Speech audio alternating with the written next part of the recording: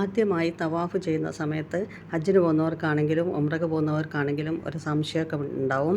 അത് എങ്ങനെയാണ് എന്താണെന്നുള്ളൊരു ബേജാറും ഒക്കെ ഉണ്ടാവും. പക്ഷേ നമുക്ക് ഒന്നും പേടിക്കേണ്ട, അതെങ്ങനെയാണെന്നൊന്ന് കണ്ടു നോക്കാം.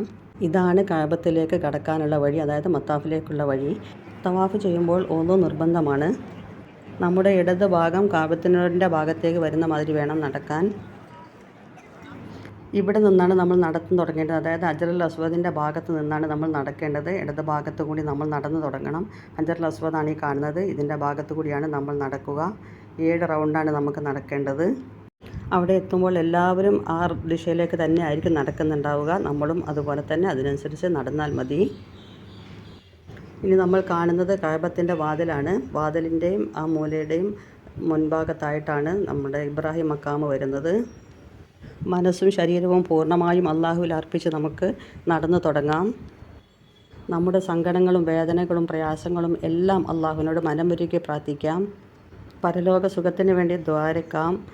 തെറ്റുകൾ പുറത്തു തരാൻ വേണ്ടി പറയാം. നരകത്തിന് തൊട്ട് കാക്കാൻ വേണ്ടി പറയാം. മരിച്ചുപോയവർക്ക് വേണ്ടി പ്രാർത്ഥിക്കാം. പ്രത്യേകം പ്രാർത്ഥനകളും ദിക്റുകളും ഒന്നും പഠിച്ചു പോകേണ്ട ആവശ്യമില്ല. നമുക്ക് അറിയുന്നത് ഏതാണെങ്കിലും നമുക്കവിടെ നിന്ന് പറയാം. സ്വന്തം ഭാഷയിൽ പറഞ്ഞാലും മതി. ഇബ്രാഹിം സലാത്ത് ചെല്ലാം, നിസ്കാരത്തിൽ അത്തഹയ്യാത്തുലുള്ള അവസാനത്തെ ദുആ ചെല്ലാം, കുനൂത്ത് അറിയുന്നവർക്കാണെങ്കിൽ അത് ചെല്ലാം. ഇങ്ങനെ ചുറ്റുഭാഗത്ത് കൂടി നടന്ന് നമ്മൾ ആദ്യത്തെ റൗണ്ട് ഹജറുൽ അസ്വദിൻ്റെ അടുത്തെത്തും. ഇവിടെ എത്തിക്കഴിഞ്ഞാൽ ഹജറുൽ അസ്വദിൻ്റെ നേരേക്ക് നമ്മുടെ വലത് കൈ പൊന്തിച്ച് ബിസ്മില്ലാഹി അല്ലാഹു അക്ബർ എന്ന് 3 പ്രാവശ്യം ചെല്ലണം.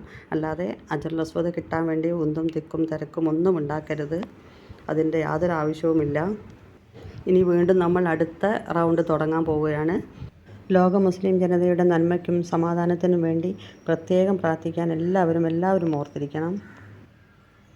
ഇതാണ് സ്വർണ്ണപ്പാത്തിയുടെ ഭാഗം, അതായത് ഹിജർ ഇസ്മായിൽ. ഇനി ഇതിലൂടെ നടന്ന് നമ്മളിതാ വീണ്ടും ബാക്കിലേക്ക് എത്തി.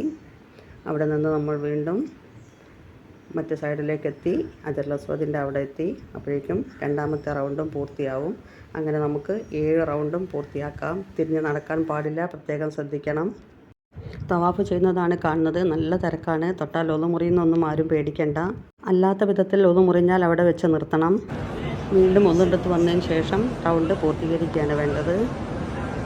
ഒരിക്കൽ കൂടി പറയുകയാണ്, ഹജറുൽ അസ്വദ് കിട്ടാൻ വേണ്ടി ആരും ശ്രമിക്കരുത്. ഭയങ്കര തിരക്കായിരിക്കും.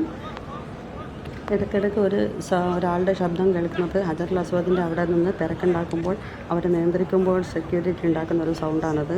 സ്വീകാര്യമായ ഹജ്ജും ഉംറയും എല്ലാവർക്കും നേരുന്നു.